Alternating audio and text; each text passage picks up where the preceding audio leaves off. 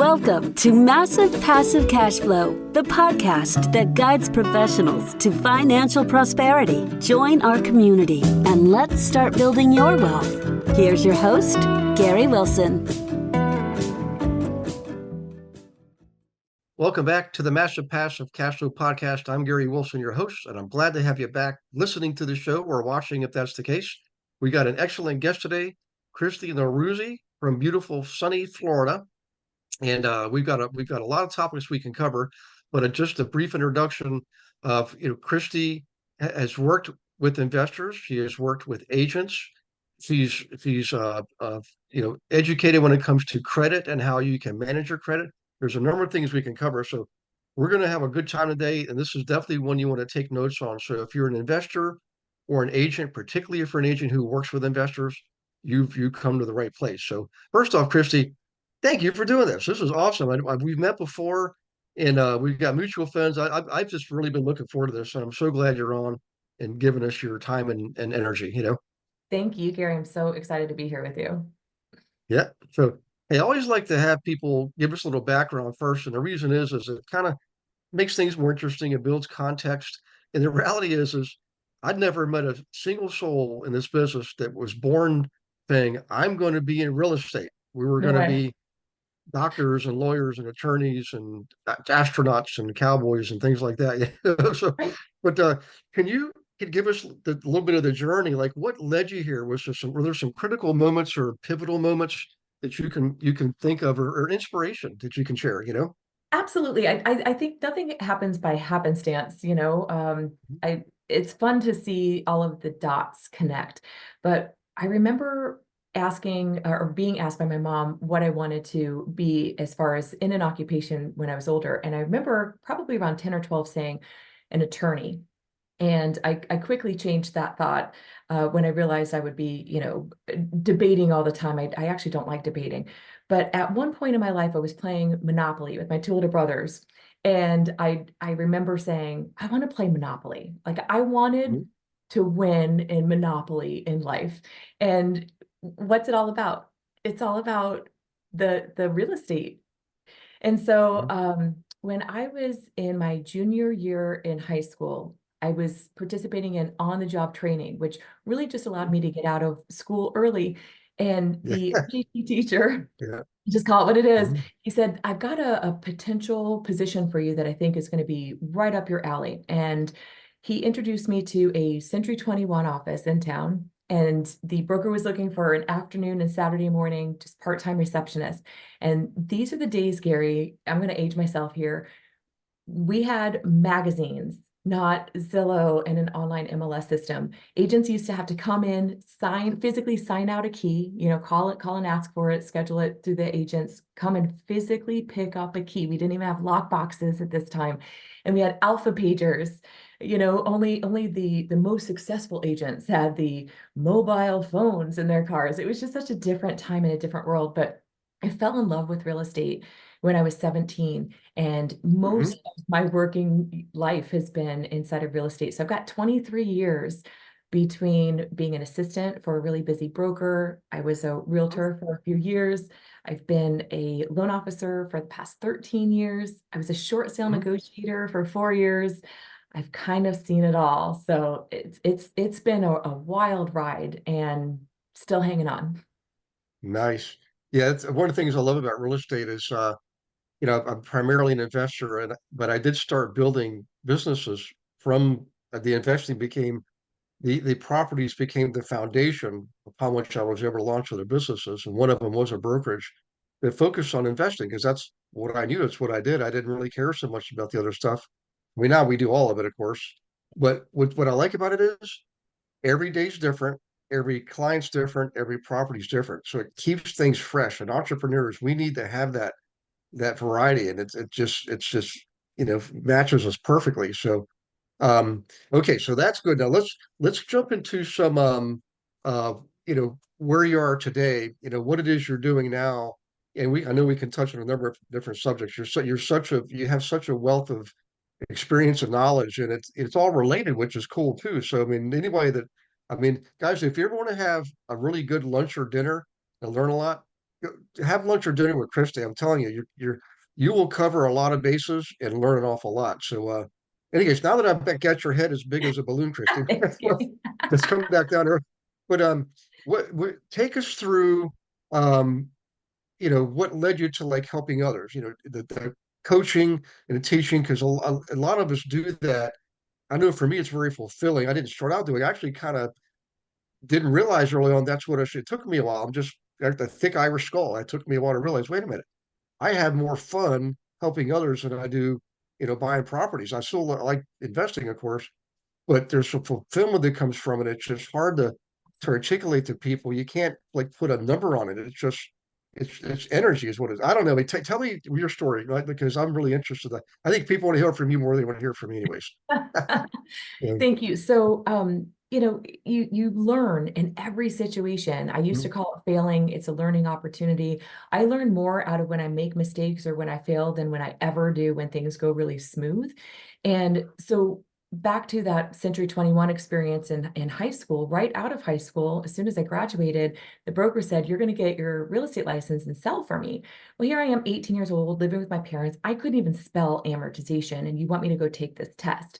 So I was living in Mhm. Southwest Florida. I drove the 3 hours to Orlando and took this test. The machine broke when we were waiting for the results. I sat there for 3 hours in the hot Florida summer sun. It was terrible. And I thought, there's no way I can't pass this test. I've got to go back to all these agents and tell them my results. I passed it. And I also learned at 18 years old that even this career sets us up Mhm. where the information that's provided is to pass a test, just like my entire school system had to set me Yeah. up. It wasn't for real world application. So it was a 60-something hour crash course I did in a week. And Mhm. I thought, I lacked confidence. Let's just start there. I lacked confidence in myself because of Yeah. my lack of experience, my very young age. So my lack of experience in life yet, right? I hadn't Mhm. even rented or bought my own place. How can I help people with this huge decision? So I Mhm. I backpedaled and I went into property management, which I learned very quickly.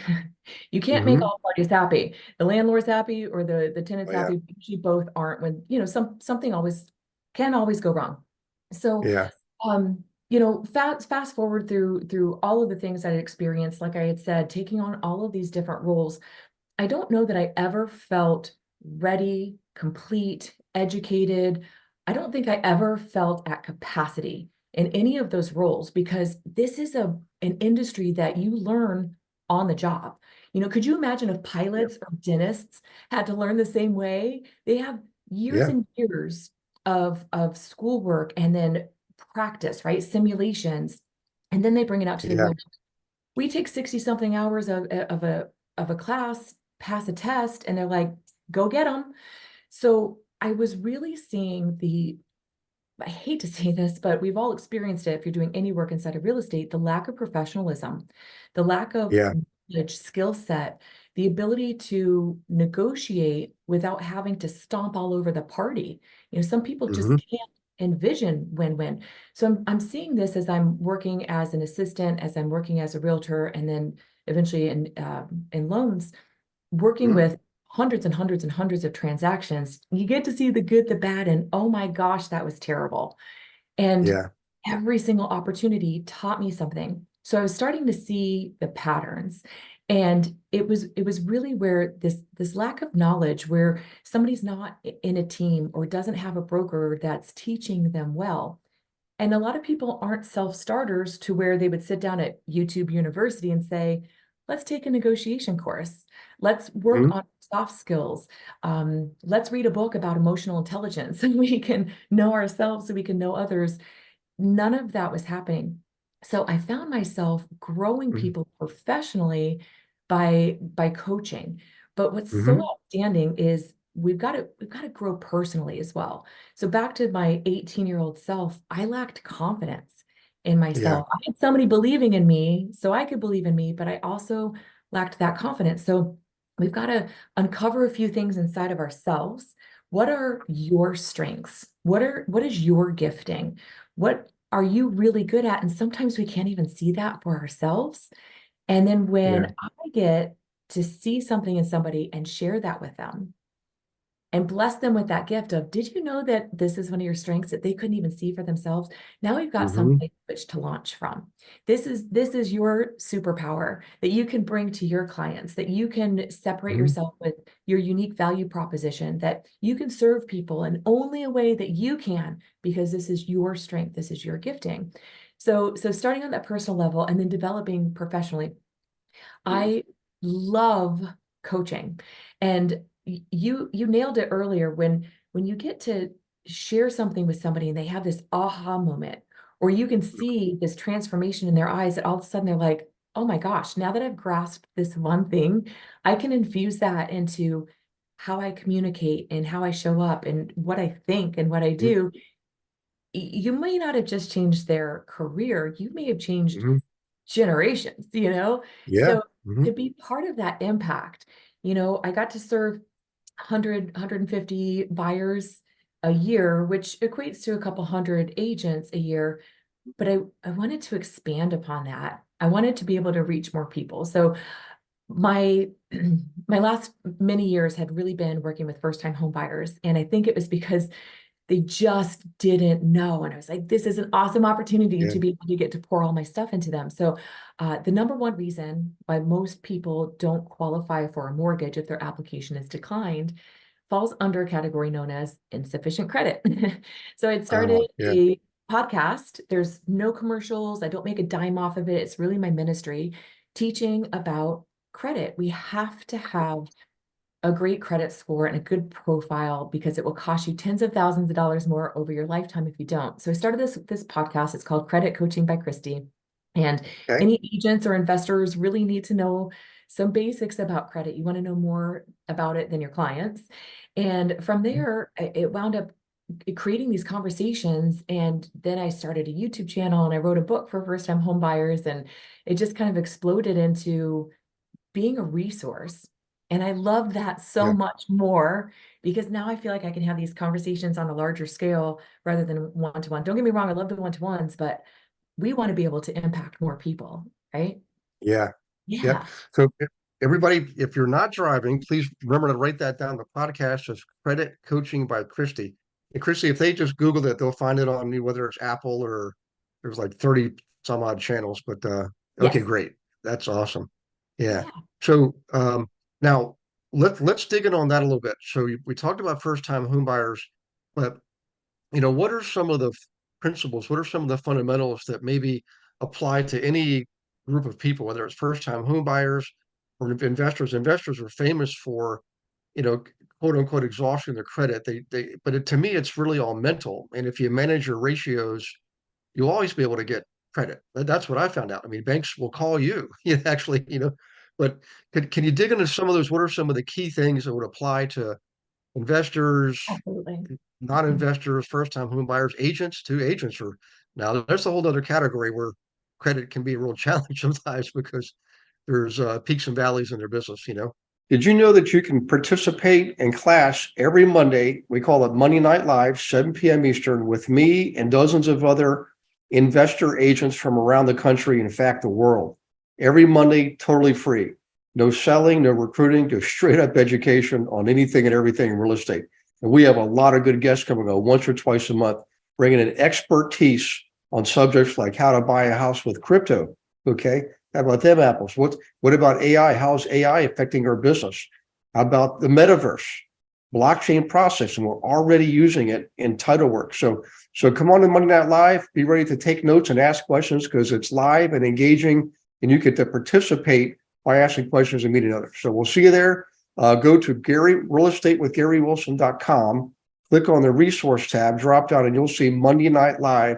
And in there, you can see one of the most recent classes. But more importantly, you can register for class as many as you want going up to like the end of the year, I believe. So in any case, do that. We'll see you on Monday Night Live. Look forward to meeting you in person. Take care. Absolutely. So when we overutilize or overextend our credit, it can have a negative impact on our credit score. So there's two types of credit. It's installment loans, and then there's revolving credit. And it's really revolving credit that can bite you. So installment, there's no real such thing as an overutilization. So whether you just started a new loan and you've borrowed 100% of that loan amount, you haven't paid it down any, or you've paid it down 50%, doesn't necessarily matter. Now, being a new trade line in the first 6 months, it could actually hurt your credit score more than help. It's kind of like dating. In that first 6 months, you don't really know the other party. Not quite sure if I want to keep you around. You haven't proven yourself Yeah. yet. So we need that longevity of on-time payments, showing that you're a responsible human being. I can manage my debt well. I've agreed to Mhm. pay this back, and I'm paying it back on time. That's an installment loan. When it comes to Yeah. revolving accounts like home equity lines of credit or credit cards, those are revolving. That is where it can really hurt you when we use too much of what's available. It's called an overutilization of debt, and the Mhm. credit reporting bureaus will spank you for it. So they really Yeah. want you to be under 30%, which is crazy, right? Like, why give me $10,000 if you only really want me to borrow 3,000? So there's Mhm. this equation that can happen. And if you've had your credit card for at least a year, you're in good standing, you've made your payments on time, you could always go back and ask for an increase in that credit Okay. line. Now, if you ask for that increase, you are applying for credit. So it is a hard inquiry. So keep that in mind if Mm. you're ready to apply for a mortgage loan. I love Mhm. setting up first-time home buyers in the mental space of looking at real estate as an investment. And it's hard Mhm. for them to do that when it's their first home. But I also want them to know the quickest way to start building wealth through real estate is to Mhm. convert your primary home into your first investment property, go buy your next Mhm. one. So quick overview, maybe for some newer agents that want to just kind of picture this. You can buy your first home with as little as 3% down. Actually, I have 100% financing options, Mhm. but traditionally speaking, Fannie and Freddie conventional loans like 3% down. And let's say you're buying a $400,000 house. You've got your 3% down, you've got your closing costs, or perhaps seller pays the closing costs, and then you live in it for a year or two. And then all the while you're saving up 5% of your next home purchase price. Well, let's say you say, 400,000 is a perfect price point for the type of tenant I want in my Mhm. homes. They're going to be, hardworking, responsible, paying on time in a great neighborhood. Mhm. This type of home price I'd like. In a year or two, you buy your next $400,000 home with 5% down, $20,000 plus your closing costs. And what if you rinse and repeat and rinse and repeat? So I'm saying this to first-time home buyers. What if every 2 years you bought your Mhm. next home? And even if you Mhm. kept it at $400,000, and even if it didn't appreciate one iota of a percent, do you know that if you did that over the next 30 years, you would own Mhm. $6 million in real estate? Nice. It's incredible. All the while, Yeah. your tenants are paying down. So one of the fastest ways you can pay down your debt, set up your 30-year mortgage on bi-weekly payments. So Mhm. let's just say your housing payment is $3,000. You have the loan servicer who you pay each month. You have them auto draft, say every other Friday, $1,500. So the Mhm. way the math works, it's 52 weeks in a year, cut that in half because we're going to do bi-weekly Mhm. payments. It's 26 half payments in 12 months. Well, 26 again divided by 2, that means 13 full payments in 12 months. Okay. Where interest rates are today, that will turn your 30-year mortgage into 23 years. It's Nice. extraordinary. So just Mhm. the way you repay your loan and just knowing that can shave Right. off tens of thousands, if not $100,000 in interest Yeah. costs. So if you did that over and over again, the number one objection I get from first-time home buyers or somebody who's maybe thinking about, do I want to sell my first home and put that money towards my next home? Do I want to turn it into a rental and buy my next home? The number one rejection I typically get from this group is, I don't know if I want to be a landlord. And I say, Yeah. aha, words have power. How about if you saw yourself as a real estate owner? Have Mhm. somebody else manage your properties. Hire a property manager. They typically take somewhere between half to your first full month's rent, and Mhm. they typically take 10% off each month. 10% to manage it. Yeah, you'll never get a phone call from your tenant. You don't have to do the Yeah. background searches. You don't have to do any of that stuff. They'll find you somebody really great. And for a low cost, you have somebody managing your really important growing wealth. You just Yeah. want to be the owner. And they get it. A lot of times people will get it. So when it comes to Mhm. first-time investors, a lot of times people don't know what kind of loan programs are out there. So Yeah. we've got loan programs for investors with as little as, if their experience is as little as 10% down. So you could do ground up construction, you could build a new home. So that way insurance isn't an issue for your potential home buyer. You kind of control the cost through a general contractor. You could fix and flip. You can buy and hold.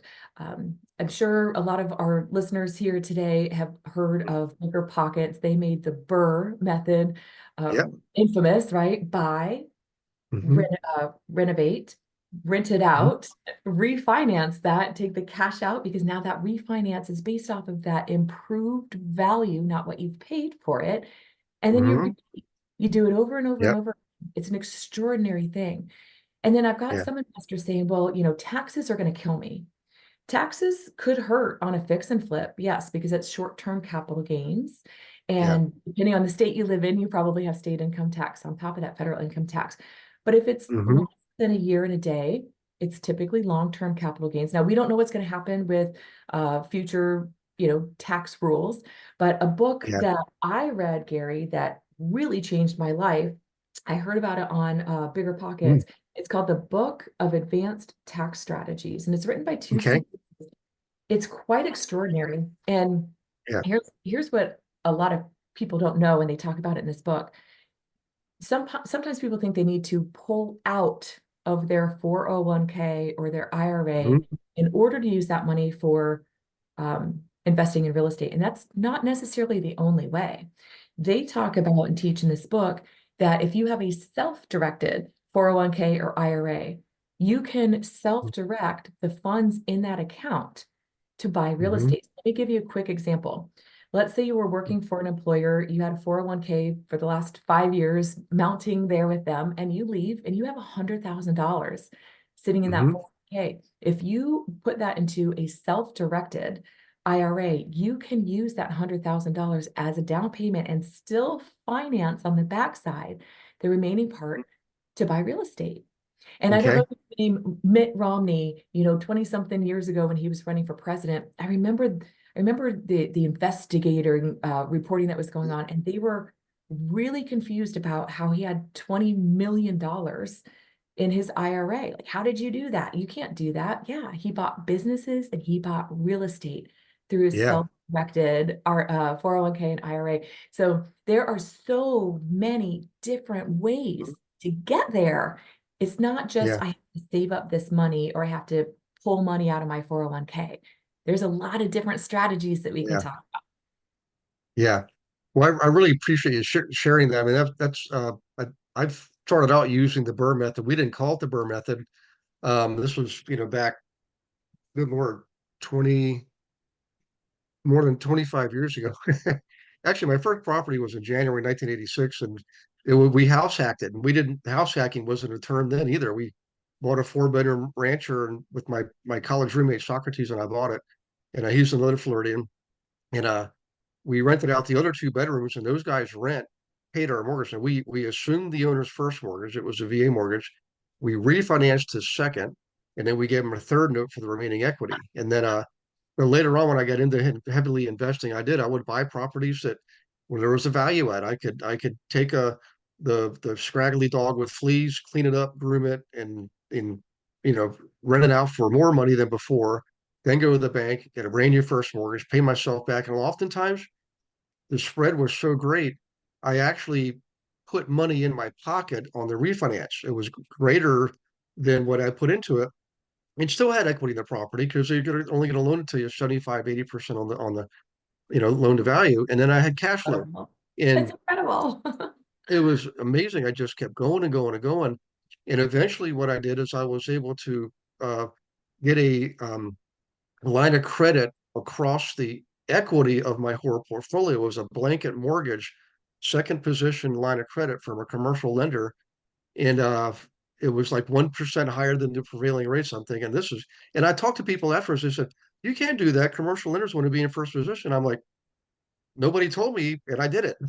So it is, a living proof. And then I was able to pay cash for much bigger properties and do the same thing on a much bigger scale. And that's when I really that was my tipping point for me. I bought my freedom. That's just literally what happened. And that's why But people need you. That's why people need to listen to what you're yeah, teaching and sharing here.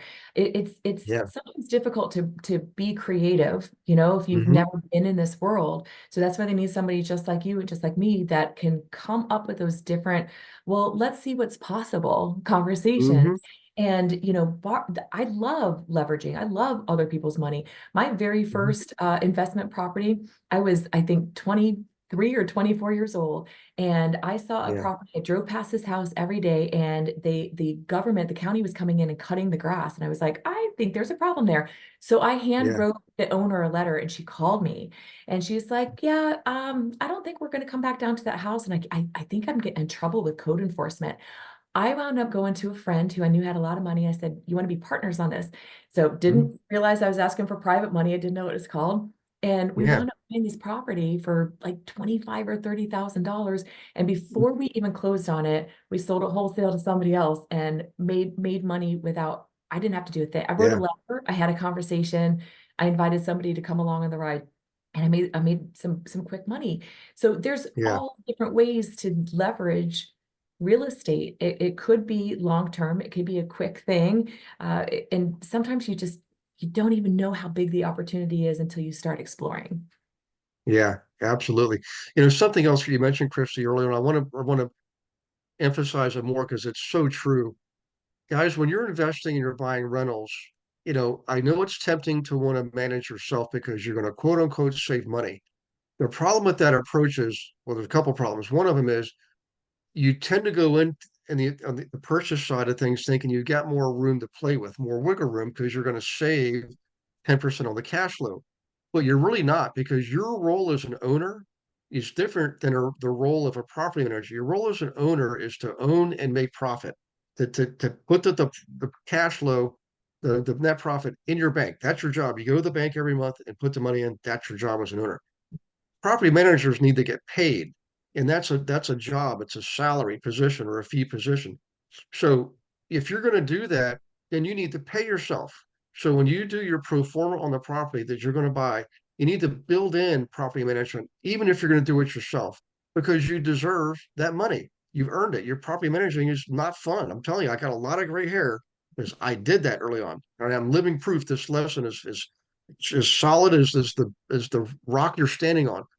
Please remember this. Also, because later on, when you have enough properties, you won't need to manage properties anymore to save 10%. But if you don't have it built into your budget to do that already when you first bought the property, now you're taking it out of your profit to pay for property management. Okay. After the fact that you didn't account for it early on. So please listen to Christy. I mean, she's absolutely right, and I'm living proof of it. And you'll stop getting gray hair as a result. And you have more time to invest too, by the way. It'll free up your time to be the investor. Property management does not pay well. I'm telling you, being an investor pays way better, way, way better. So sorry, Chris, I didn't mean to interject there, but No, that's um, absolute. That's great coaching. It's yeah, very yeah. smart. And I love that book. I have not read that book. I've got, I've read literally thousands. The last count, it was around 3,000 books. Yeah, there you go. The book on advanced tax strategies. That is awesome. So, um, Chris, let's get back to um, the content. So let's say someone has built a portfolio, and now they're like me. I left my day job in August. It'll be the 21st anniversary will be this August 13th. I left the corporate world 21 years ago, and but I was able to leave it because I had enough cash flow coming in for my rentals, but I also had enough capital that I could go out and do as many as four jobs at the same time. Jobs being buying, I called them jobs, buying a rental, did the Burr method, right? Or doing a flip. I could do as many as four at a time in all different various stages of the project. That was my benchmark to be able to leave my corporate job. But what happened is the lending landscape changed because I no longer had a W-2 income. I was Mhm. strictly, independent, self-employed and all that. But I'll tell you what happened to me, and then I'll let you kind of Yeah. pick up off of that. What I realized is over time, the banks didn't care so much about my credit rating and all that. They cared more about the character, me, the person. what happened when the storm hit? Did I jump overboard and let the ship crash onto the shore, the beach, or did I stay on board and get the ship in the harbor safely? And I had a lender tell me, he said, you know what, Gary, the fact is here's what I'll tell you what happened. I was buying a 90 unit building, and I was surprised that they didn't give a hoot about me and my credit. They were focusing on the building. The And they collateral. told me, I said, I'm just curious, why is it? He said, because with a 90 unit building, you could get hit by the bus tomorrow, but that building's still going to be up and running. We're cool That's with right.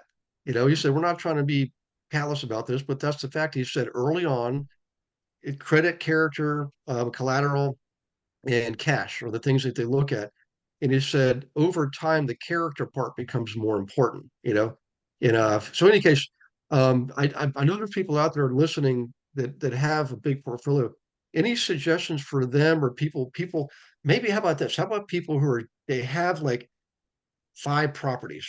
Mhm. They're almost there. They can feel it. They can smell it, taste it, touch it. They can leave the day job in another year. Any advice we can give them as far as how to manage their credit and the cash flow Yeah. so the ratios aren't a factor anymore? Well, I shouldn't say that. I should let you talk. Usually, I get what you're saying for yeah, sure. So, yeah. so if you're going for traditional financing, so Fannie Mae, Mhm, Freddie Mac, conventional loans that most lenders and banks can offer, they allow you to own up to 10 properties, mhm, inclusive of your primary home. So once you exceed that, now you're looking at the non-conforming loans. mhm, Nothing terrible. A lot of times people think they're 5% higher in interest rate, and they come with all sorts of prepayment penalties and gross terms and big balloons, and that doesn't have to be a thing. mhm, If you are in your situation, your income source is no longer, now it's your properties, but let's say your accountant is doing an amazing job of sheltering these properties from excessive federal income taxes, and there's a lot of write-offs. We may not have the income from those properties to qualify.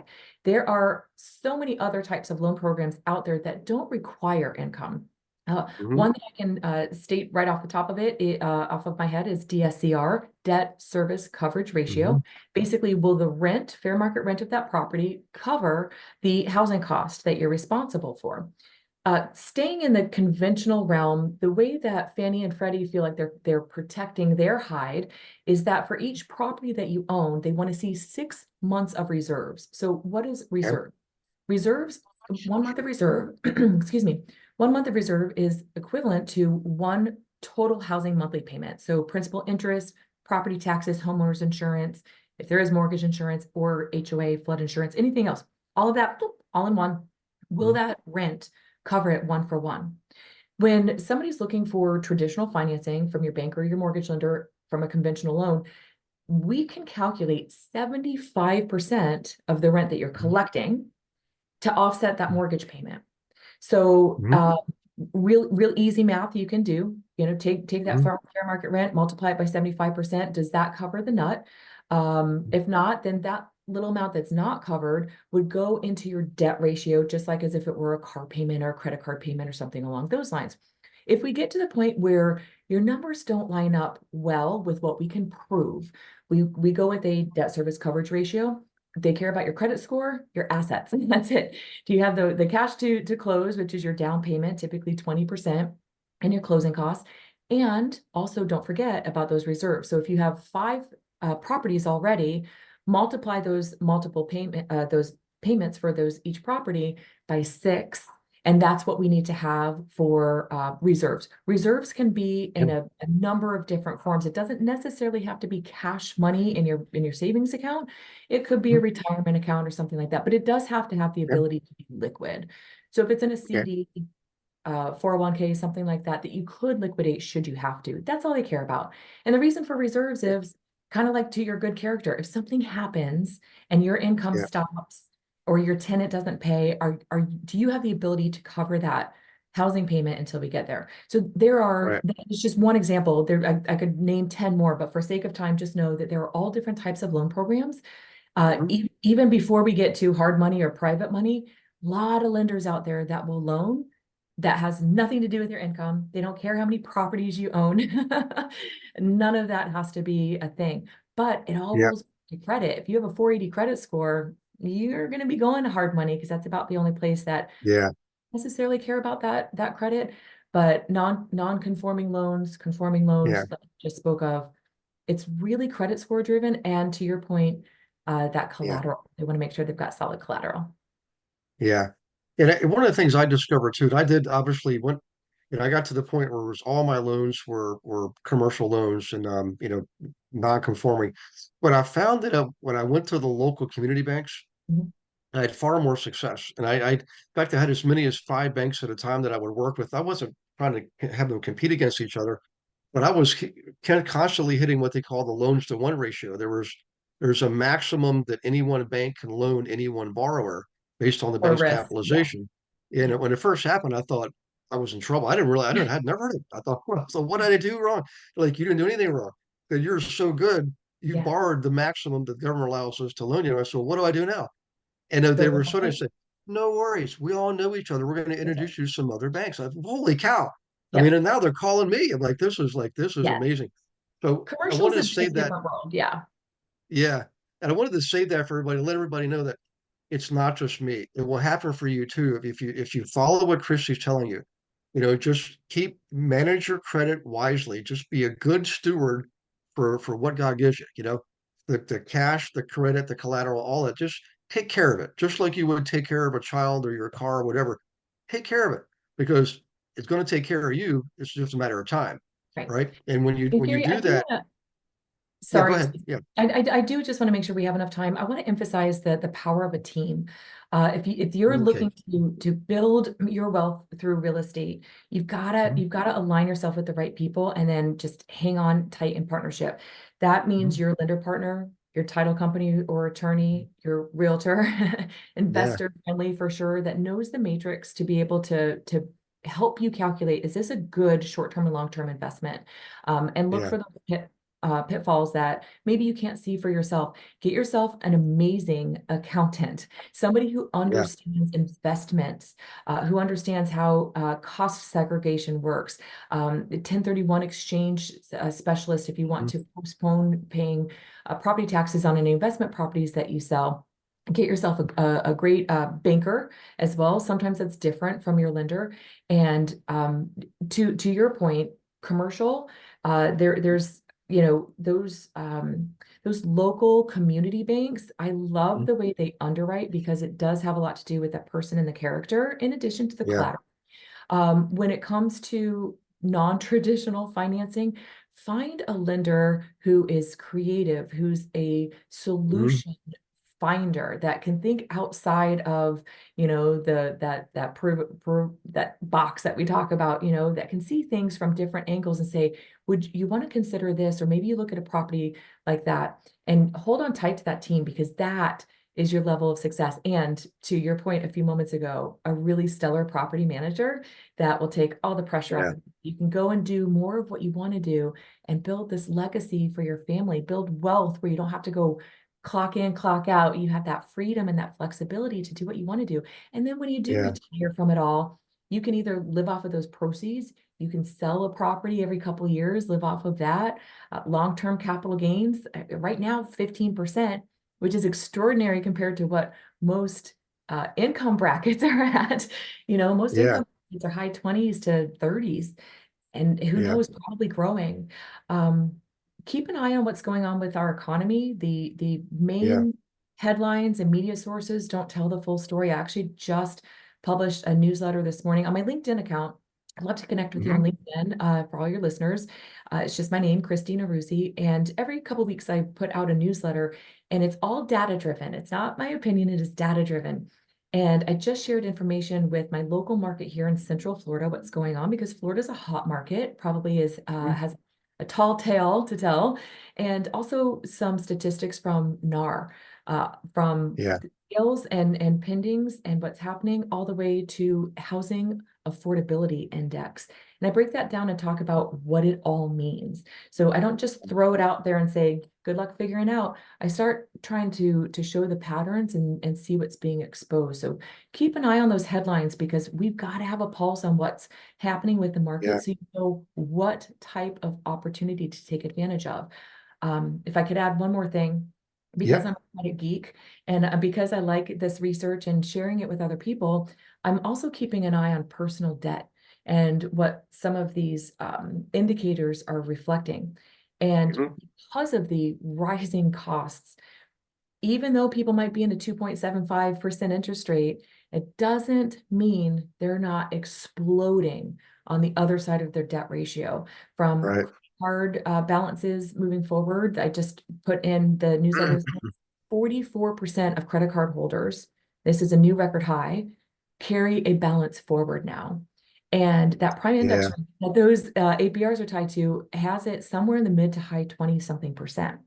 So there's a Yeah. tremendous amount of money that we're getting squeezed out on just managing our debt. So even though somebody may not want to leave this home in this 2.75% interest rate, they may not have an option in it. So how can you best help them have a healthy step forward to whatever their next step is, to Yeah. where they can maybe pay off all their debt, restructure, buy a house in a year or two when they recover, and help them find a buyer that can assume that loan if it's an assumable loan, or sell their Yeah. property for the house, or maybe you're the buyer, so keep your eyes open, because I think that there's going to be some opportunities that aren't desired by the average American household, but it's going to be required because of what's happening to our debt load. Yeah. Yeah. And I appreciate you sharing it. I mean, it is vitally important. And, you know, I know we could keep talking probably for hours about the economy and inflation and all that, but it is real, and it does have a real impact on you and your Yeah. credit worthiness and how the banks view you. And remember what you're seeing on the news, they're manipulating those numbers. And I'm telling you that it's a fact. I used to be in banking, and what they call the basket of goods that they determine, the consumer price index, they change that to give the best news to the people. They take out the things that have gone up the most.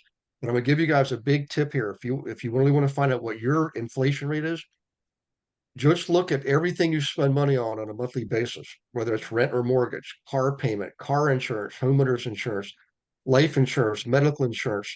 I mean, not to mention groceries and gasoline, maintenance and repairs on your car, maintenance repairs on your house. Everything is going up. So if you simply did a spreadsheet where the first column is, what are those things you spend money on, and go back 5 years, okay? Then the next column is look at it today and then calculate the rate of increase and put it in the third column, right? And the third column at the bottom, you total it up and average it. It's over 30%. That is a fact. That's Wow. the real inflation. That's why it hurts so much right now. It's not 8%. That's ridiculous, you know? So be real, get the truth, do it for yourself. Don't listen. I'm not promoting any news outlet because I don't like them. I don't even own a television. I get the actual facts. I have my own data by looking at my own checking account, my own credit cards, and I do it that way. And I think you should do the same thing. Take control of your finances. Reach out to Kristi. So, Kristi, how can people? What's the best way for people to reach you? I mean, you mentioned LinkedIn. I'm on LinkedIn, Yep. Instagram, Facebook. I've got all the socials. It's either my full name, Kristi Nowrouzi, or I'm also known as Credit Kristi in the marketplace, just because Okay. of my teaching and sharing. So you can find me that way as well. And if you're interested in just knowing more about content that I can share, I've got 3 different YouTube channels. The one I just launched is a lot of fun. It's called The Struggle is Real Estate. Oh, cool. Okay. Yeah, so that's really geared for newer agents that really want to start learning some of the practical soft skill side of the business.